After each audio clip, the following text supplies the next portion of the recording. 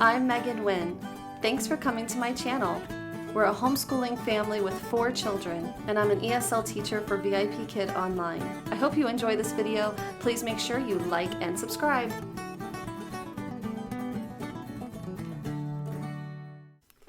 Hello, my name is Megan Wynn. I have a bachelor's degree in geography and a minor in history from the University of Texas in Austin. I currently teach ESL classes through VIPKID. I teach students from China online, and I've been with them for over a year and a half now. Most of my jobs for the past decade of my life have been teaching related jobs, such as teaching ESL or teaching dance or substitute teaching in the public school system. I am also the proud mother of 4 Epic students, and I love reading books and learning new things. The first assignment that was on the case interview was the grit test, and I found it really interesting because I had said during my interview that one of my qualities was I was stubborn, which means in better terms, I am very determined when I set my mind for a goal, and my grit test really revealed just that. It was really interesting to see that what I do in my life is actually presented in how I scored on that test. So I'm excited for the UTeach program because I think it's going to be a challenge, but I've never backed away from a challenge. So that's exciting to me. The next executive summary that I wrote was about the IEP. I have several friends who have special needs children, and some of them are even with Epic Charter School. And I know how important the IEP is to get the teacher and the parent on the same page about the student's educational goals and where they're functioning at right now and different services that might be helpful for that student to achieve their goals.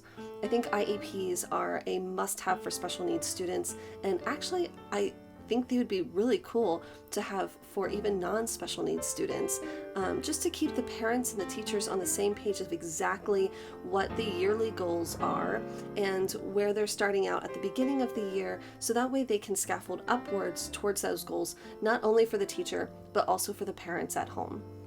The next executive summaries that I wrote were about different instructional systems that we can use in the classroom and with students one-on-one. The first being data-driven instruction. This sometimes gets a bad rap, especially with homeschool parents who are usually against assessments or teaching to the tests. With data instruction, this is not what's happening. Basically, we're taking the data from any kind of assessments, and it doesn't even have to be like a big state standardized test. It can be simply asking the child, what did you learn today? Or how do you feel about this? Or can you tell me about this topic? Those kinds of things can give us data on what the student has learned, comprehended, and is able to then regurgitate at any given time. Through this process, we can then either reteach the material that needs to be taught again, or we can move ahead if the content has been absorbed. The next system was the differentiated instruction, and this I love because I remember some of my favorite teachers using this when I was in high school.